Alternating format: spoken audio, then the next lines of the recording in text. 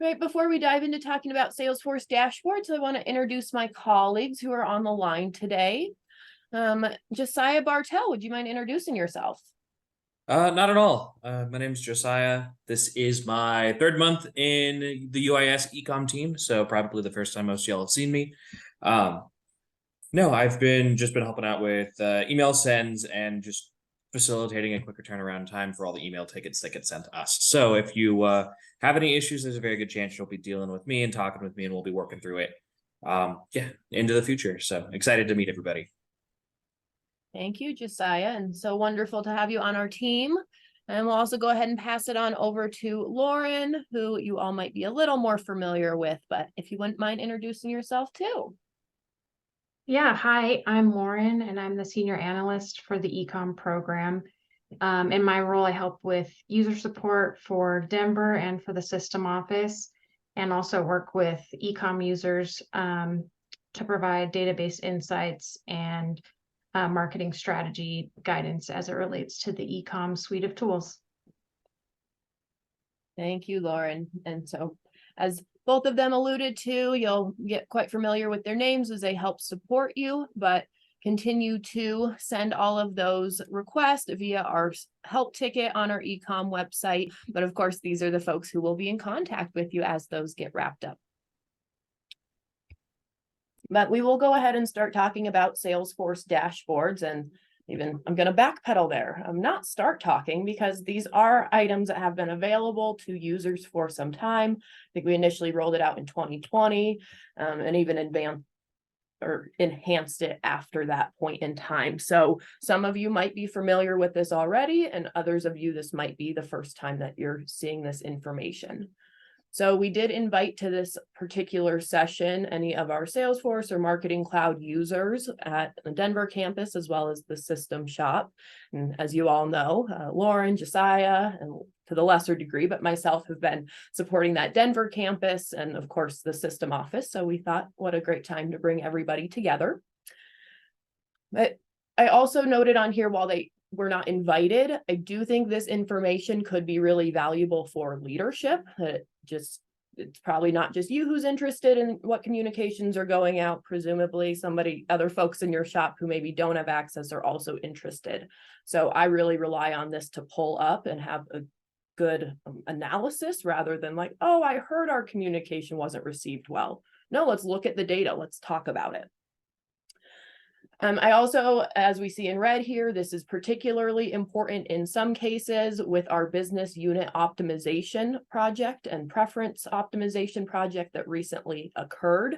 There are some cases where those business units were deleted, which provided us some cost savings. So great win there. But in those cases, individuals can't look at their tracking data in Marketing Cloud anymore. So that while they can't see it there, the data still very much exists in Salesforce via these dashboards. So why we are timing it right now. So if you are sitting there thinking like, well, I look at my tracking data now and I make sure it goes out and that's enough for me, there's no reason to overcomplicate it. You don't have to be looking at these items, but some folks on the line, and Monica will be having her speak a little bit to how she's been leveraging these for quite some time to be a lot more strategic in those communications. And as I mentioned, the recording will be available. I'll be walking through a wiki today, so it'll all be placed there if you're not as interested today, but you can always come back to it at that point. So dashboards are a great visual representation of data. It's not spreadsheets that you're looking at, which most of us gloss over at. You can actually see some visual representation of this. It's also really close to real time when you hit send on an email in Marketing Cloud. That how many people was it delivered to? What's the open rate? What's the click rate? That is all accurate up to about 15 minutes. So yeah, no real time discrepancy there, not a big one. You could be avoiding manual work. I've heard some cases where folks have been looking at their data in tracking and they go and document that in a spreadsheet and then they send that off to their leadership. Well, via this integration to Salesforce, it's automatically creating that report. So that's data we would happily be able to provide for you. So you could export all the time. So that could avoid manual work. But then those reports further drive dashboards that provide these visual components. So if you're looking at data on email send data and there's any manual component, there's probably room for efficiency. And Salesforce reports and dashboards will probably help achieve that. And obviously just tracking progress over time, depending on how long you've been in the tools, may or may not be relevant, but some of us have different people, right? Personnel changeover, but their unit has been leveraging e-com since 2019 or 2020. And so all of that data historically is going to be in these Salesforce dashboards. And all of those things lead us to time savings, efficiency that can help us focus on strategy. I do just want to be very clear that if people are thinking like, oh, awesome, it's going to tell me, these dashboards are going to tell me what I should put in my next communication and exactly what time I should send it. And that's just simply not the case. All it's presenting is data on how your constituents engaged with what you presented to them. So there's a lot of opportunity to understand this data and interpret it, but it's only one perspective. So you really know your audience best. You need to consider them and used in a lot of other valuable information can you really make good decisions moving forward. And I think sometimes people look at this and they're like, I've had a case where somebody's looking at a dashboard and they're like, oh, those people didn't respond well to an emoji. I should never use it again. That's what it taught me. Like, no, it's not hard and fast. Was that emoji with the wrong population? Was it the wrong emoji to use? Did it not render correctly? So again, interpret that data and don't take any definite stances based off of anything, but that's where the progress over time with, okay, we can infer something, let's test it again and see if we were right or not. But that real-time data is what allows you to be super agile in your approach. So we will go ahead and hop into Salesforce. If you're not already in there, you are welcome to go ahead and pop in, or you can go ahead and watch as I navigate through as well. And I guess I will highlight, we'll go through our Salesforce dashboard, but if you are not familiar with our login page, so I'm going to pop into Salesforce with single sign-on, but I'll go ahead and share that link out for folks. So once you get in, you should be taken to the Salesforce homepage, and off to the right-hand side, you will find that we have these, what is currently called, and I'm going to update this, it's not going to visually change, but I'm going to stop calling them business unit dashboards for the exact reason we're rolling out this session. Before we did this optimization project, we had a lot more business units. So people were able to look at these dashboards and filter down and look at their business unit. And that provided them, like, these are my emails essentially. In this optimization project to condense business units, we now have some people sharing a single business unit. So if we were to take the same approach, they might be looking at data that doesn't really capture the audience they're communicating with or the communications that they have been sending. So it can skew your perspective. And you wouldn't be able to provide context on that data, which wouldn't be really valuable. So we have gone ahead and modified these dashboards. I'll show this in a second. So depending on what campus you're at, if you're at Denver or if you're an employee at the system office, you can hone in on those particular dashboards. But we have two different sets, one to look at how your emails are performing and a second to look at when your emails are performing. And then broken down by each campus essentially. So I'm going to go ahead and open up the Denver, how are my emails performing, as an example. But it should be intuitive enough, for that's the intent, for you to open the dashboard that's relevant to you if you are at the system office. So there are filters up here at the top, which are going to just that filter down into data that should be more relevant to you or your group. So the last time we rolled these out, we fully reliant on this business unit filter. And this is what I mentioned earlier, may or may not work anymore. And so what I foresee a lot of folks moving towards, particularly if you are now sharing a business unit, is having this filter set to all, but instead relying on this. And I know I've labeled it a lot of things, but it's like the from email or your public group or your marketing cloud folder, that more granular from information that each group is kind of using. So hopefully intuitive, as I said, we should have a label for a lot of the groups that we know already exist. And if you hover over them, you can see what logic we're using to kind of drive this. So while we're saying this is probably for the business school, it's actually based off of any email sends that came from this BSAN or this BUS at events or business.communications. So if we're to click on that, we're collectively looking at all emails with all of those three different from name or from email addresses, which collectively shows us the communications that the business school is doing. I'm going to go ahead and pause there, assuming some folks are poking around, and I'll preface this with, I know it's not perfect. There could be, I didn't quite pull the data right. There could just be weird nuances. So this is absolutely adjustable. You just need to let me know. And I'm happy to make any of those changes. But is anyone on the line right now seeing, well, are there any discrepancies that anyone wants to call out right now? Like you're feeling you're not seeing a group for yourself?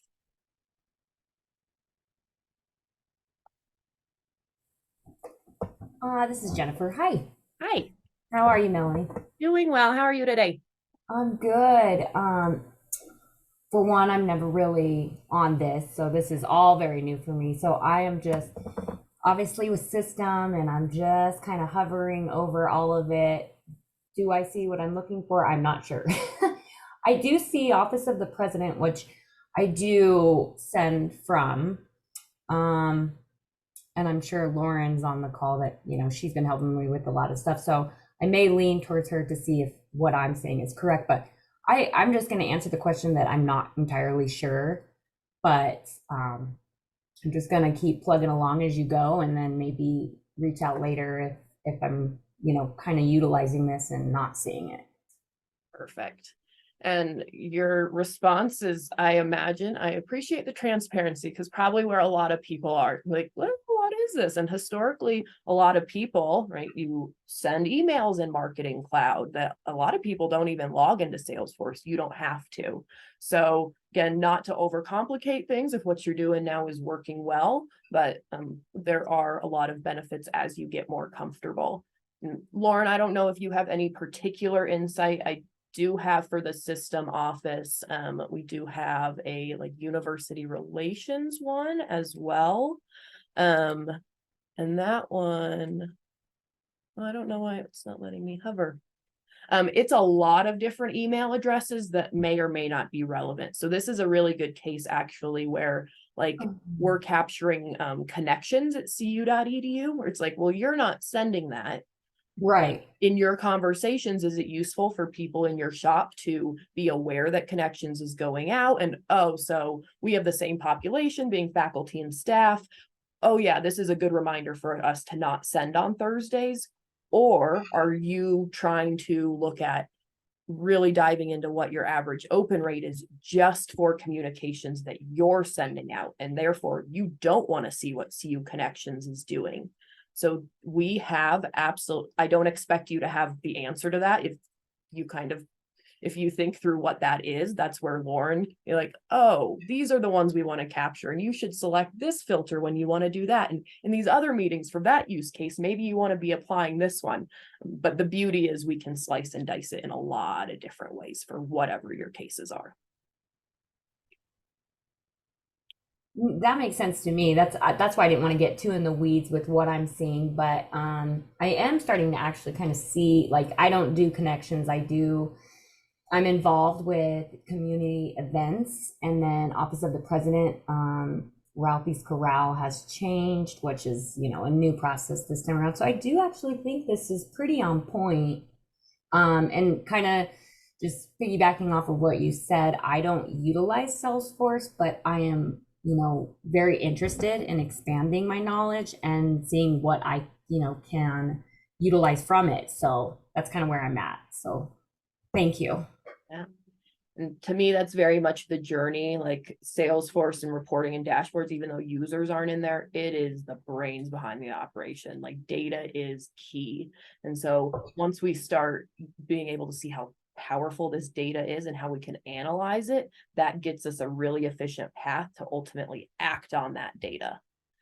So nothing to happen immediately, but that's just where you start thinking, oh, can I start? What about all those people who are really opening all my emails? What about all those people who are attending all my events? Should we be having a special event for them? The data's there. Do we have time to digest it and act on it? Good visions for the future. Monica, are you ready for me to put you on the spot a little bit? And I guess I will, before I get there, say that I haven't dove in there yet. Or well, we haven't looked at any of them yet, but we have how are my emails performing as well as when are my emails performing. But once you open each set of dashboards, the filters across the top should mirror each other. But that perspective that you're seeing is going to be right, just that of how are my emails performing? Like what are these open rates and click rates based off of things that you would be able to change, like the content or the subject line or who your information's coming from. Whereas if you're looking at, I don't even know if I opened it. No, I didn't.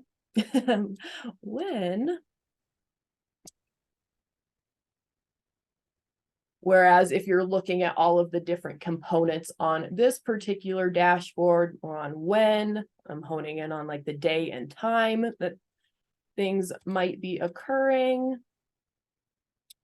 So this would ultimately, this data would probably help you see which day should I send? What time of day should I send?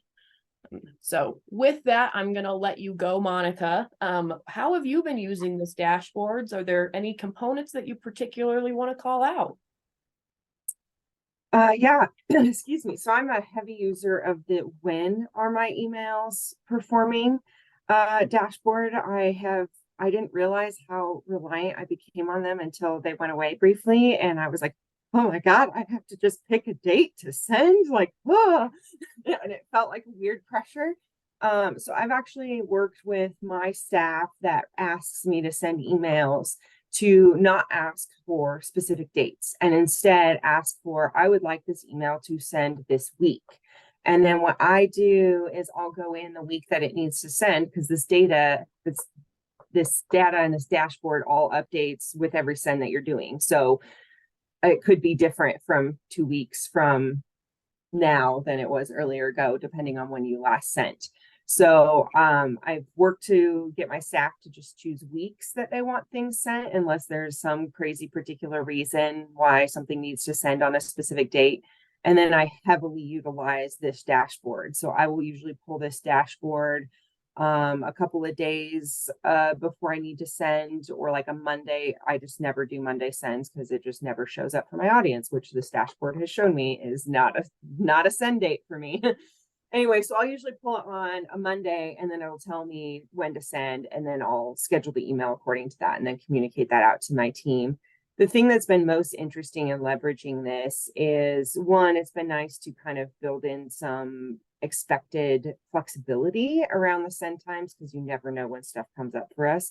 So that's been nice. And then the second thing is some of the preferred sends might actually surprise you, because I have done a ton of emails to donors and alumni on Friday afternoons, Saturdays, and Sundays.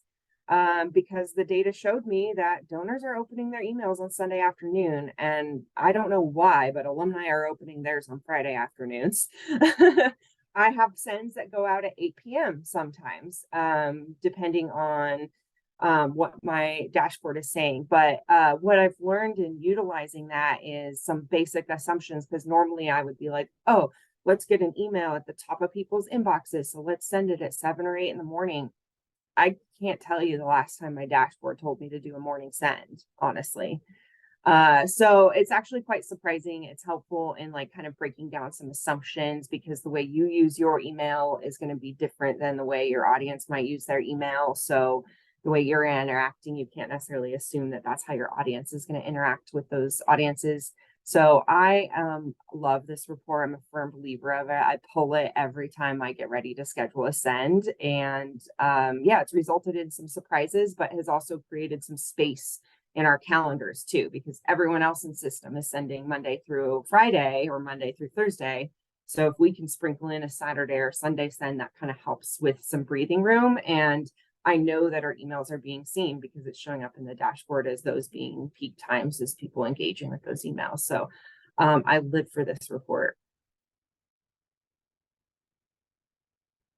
All the good things. And I want to add on here is Jennifer. I supported the office of the president for some time, so I have more insight there than I do with most units. So valuable and other context to layer on top of it. So one caveat I have to add on here is some of us send to very, very large populations that are internal. And so like, again, CU connections. Why does it go out Thursday early mornings? It might have started as the idea of that's when we used to deliver. What was it? Oh, I'm gonna butcher it. It's the silver. There used to be a paper newspaper up in Boulder that it replaced. Jay's gonna hate me for not remembering it. Anyway, and so it was essentially sent out at the same time. But even if we thought, oh, let's send it out at 2 p.m., that could crash our servers during business hours. So it's not an option. So of course, it always depends on your particular population, right? That's not the case for Monica. So if there's other things that you've heard in the past of don't send to this, it is worth a check with your e-com specialist of, can I send to 500,000 people at 2 in the afternoon? Please don't. Please call us before you do that for many reasons.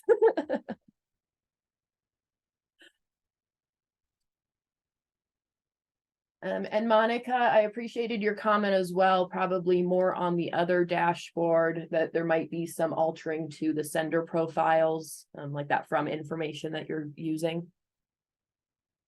Yeah, I admittedly don't use this one as often, but I was just poking in while we were looking at this, and I noticed I have some slight variations on a few sender profiles, like if it is an identifier, if it's just their name with the CU Denver or their title or something like that. So another one I noticed is Chancellor Michelle Marks performs well, but Michelle Marks performs better. So it's things to keep in mind. Obviously, I can't be willy-nilly with that one, but but just subtleties that I didn't realize were things that I could make little tweaks to that might help move things along. Yep. If you were ever doing that again, maybe not tweaking it right now or changing that from information all the time, but next time if you were to add information, kind of following that same format.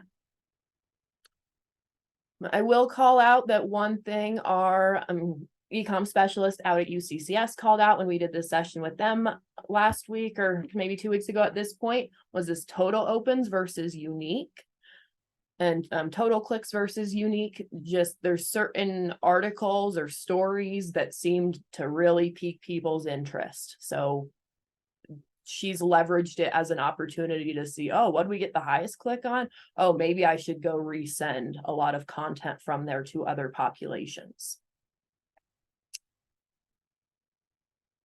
That was a really nice call out. There is throughout this dashboard, I know I didn't focus on it a ton and I don't even think I shared it out. So my apologies there, but I will go ahead and do so now. I didn't get deep into a lot of technical components of this just because I know a lot of people, this is your first time seeing it. So that exposure is enough. But if you do find yourself wanting to dive deeper in here, there are further tips around the filters. If you're feeling like it's acting a bit weird, you might have seen earlier I wasn't getting any data, and it's because I had a bunch of conflicting data. So if you're thinking like, oh, it's broken, it's probably the filters up at the top. Oh, not even a good example. So just be mindful of if you're applying multiple filters, it's looking at fits this criteria and this criteria and this criteria. There are also opportunities to subscribe to these dashboards so that they do show up in your inbox at a regular cadence that you decide. Just do be aware that that is going to be the entire dashboard. It is not a filtered version. So I've had folks be like, oh, I'll apply the filter. That'll come to my inbox and I'll send that to my leadership and they'll see the emails I'm sending. It's not going to achieve that. So that's why I say it's more valuable to bring it up in meetings. You're the one logged in, you're sharing that if you need to take some screenshots and send it out, but usually you're going to want a conversation around this anyway. I've sent some things like this off before and just the amount of questions that come back. It's like, ooh, back up. Let's have a meeting, please.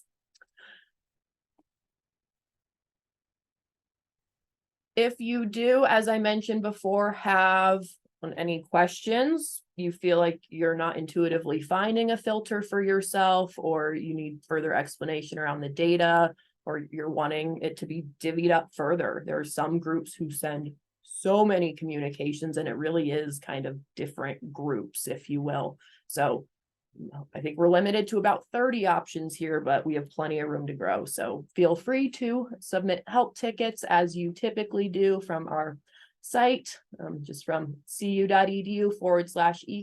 You have our help and underneath submit help tickets. So always open to those requests being provided here. Just another shout out to everybody. I know it's been a bit of a change migrating to this, but really appreciate everyone taking the time to do that.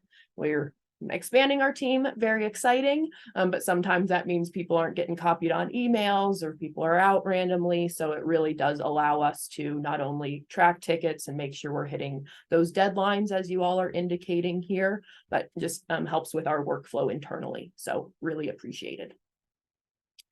I know I am really close on time, but I'm able to stick on for a little bit more if there are any other questions from the group, or Josiah and Lauren, if you have anything else to add as our e-com specialists.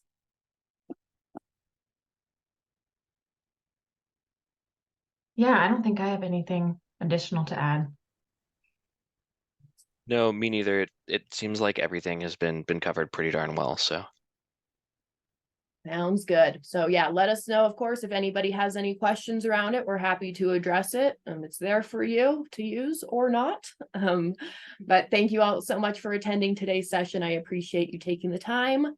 We will get the recording posted up here as well as UCCS's very soon, and I'll send that out to y'all, letting you know if you have any colleagues that you wish to share it with. Thank you so much and happy Tuesday.